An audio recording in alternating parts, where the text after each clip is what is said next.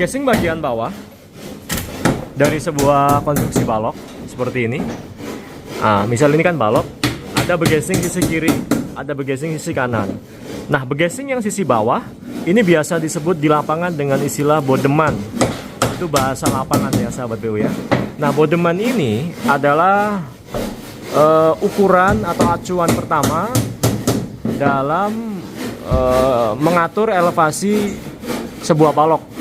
Ini penting sahabat PU karena itu turut menentukan berapa nanti kira-kira ketinggian floor to floor atau elevasi dak lantai 2-nya nanti. Sudah harus terhitung, terukur dari mulai pemasangan begesing bagian bawah atau yang biasa disebut juga dengan bodeman.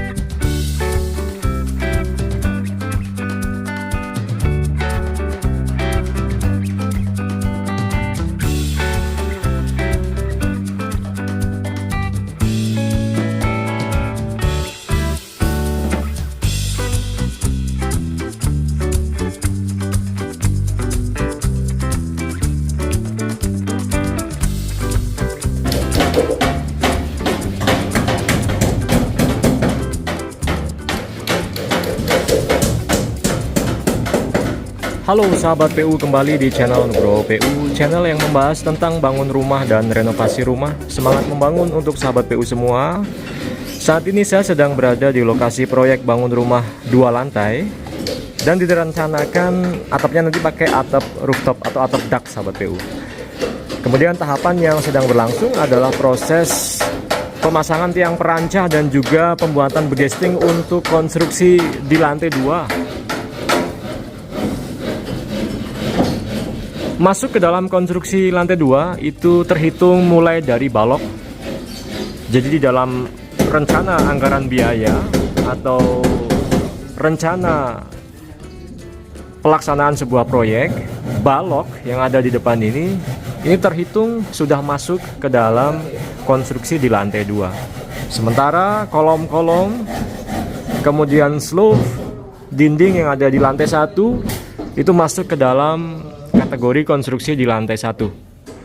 Alhamdulillah saat ini proses konstruksi di lantai 2 sedang kami lakukan. Bahasan spesifik pada konten kali ini akan membahas terkait dengan perancah dan juga begesting yang sedang kami buat sahabat PU. Jadi bahan-bahan yang kami pakai itu variatif. Yang pertama ada yang dinamakan dengan kayu kaso. Ah, ini dia nih.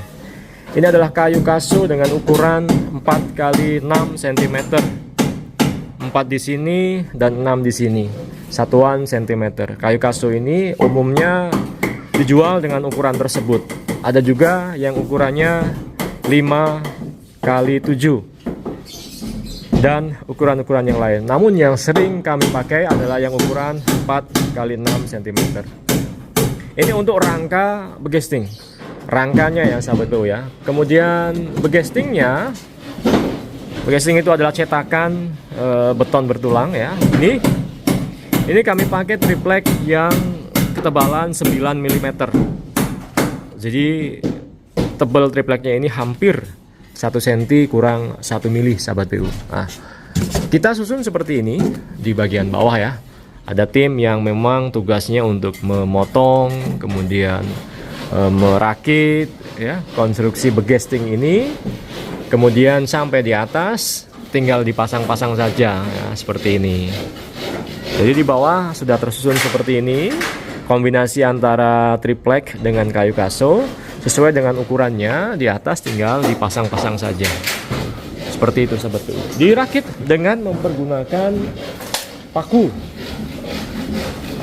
kayu ya tentunya ya. Dalam hal ini saya ordernya itu langsung dus besar ya, seperti ini sahabat PU. Tuh. Ini adalah paku yang berukuran 4 cm. Paku 4 cm ini bisa dipakai untuk menempelkan antara triplek dengan kayu kasonya.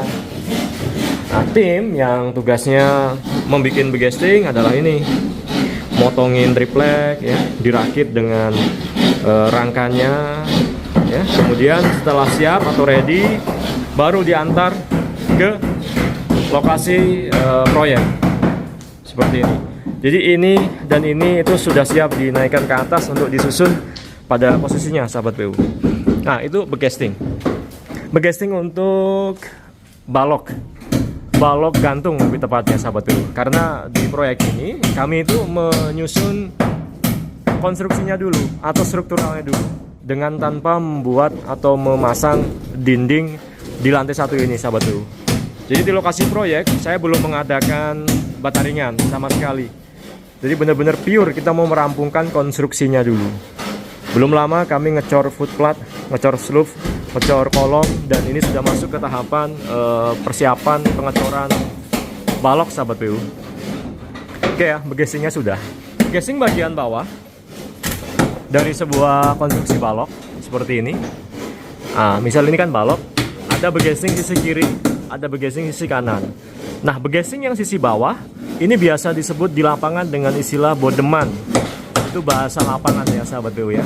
Nah, bodeman ini adalah ukuran atau acuan pertama dalam mengatur elevasi sebuah balok. Ini penting, sahabat PU, karena itu turut menentukan berapa nanti kira-kira ketinggian floor to floor atau elevasi dak lantai 2-nya nanti. Sudah harus terhitung, terukur dari mulai pemasangan begesting bagian bawah atau yang biasa disebut juga dengan bodeman ya. Dilekatkan ke kolom.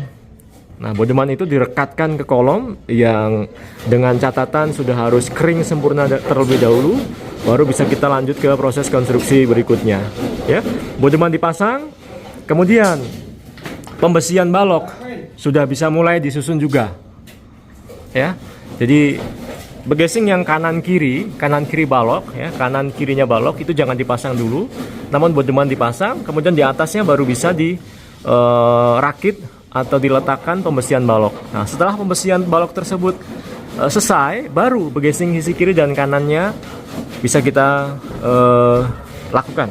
Contohnya ada di depan ini nih.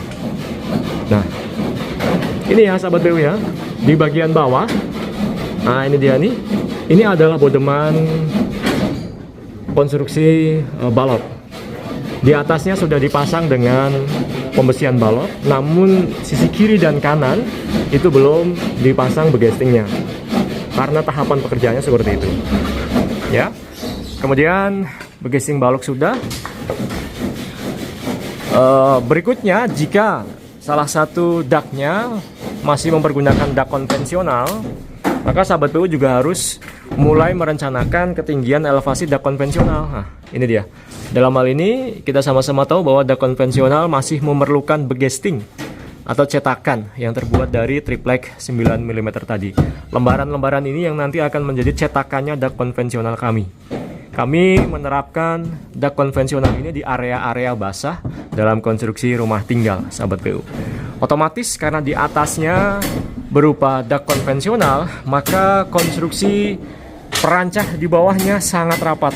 Sahabat PU bisa lihat di sini, ada di jarak kurang lebih di setengah meteran. Tiang-tiang perancah ini kami dirikan. Berbeda halnya dengan di area bondek. Nah, di area ini nanti di atasnya akan dicor dengan mempergunakan bondek. Ini jarak satu bambu dengan bambu yang lainnya lebih renggang, yaitu ada di 1 meteran, sahabat PU. Kemudian setelah begesting balok selesai dipasang, begesting pada konvensional selesai dipasang, tentu sebelumnya itu sudah dipasang dulu dengan yang namanya tiang-tiang perancah ini. Nah, perancah ini bahannya macam-macam, ada yang pakai steker besi, sahabat PU, ada yang pakai bambu seperti ini. Nah, kalau saya karena memang bergeraknya di bidang konstruksi sederhana, rumah tinggal sederhana ya, maka lebih pilih pakai bambu seperti ini karena secara cost lebih murah dan lebih mudah dibentuk ya. Bambu-bambu yang kami pakai ini adalah bambu dengan diameter 7 sampai 8 cm. Diameter bambunya ini, sahabat PU ya, itu 7 sampai 8 cm ya. Dijual di pasaran kurang lebih panjangnya satu batang bambunya itu di 6 meteran ya. Di 6 meteran, harganya silakan sahabat BU cari sendirilah referensinya. Oke, kemudian bambu-bambu itu dinaikkan ke atas, ditegakkan ke atas ya.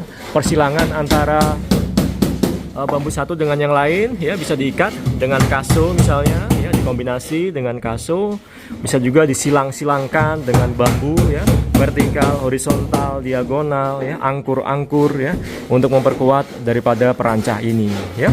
Kemudian kalau dulu orang membuat perancah dengan bambu ini diikat dengan mempergunakan ijuk.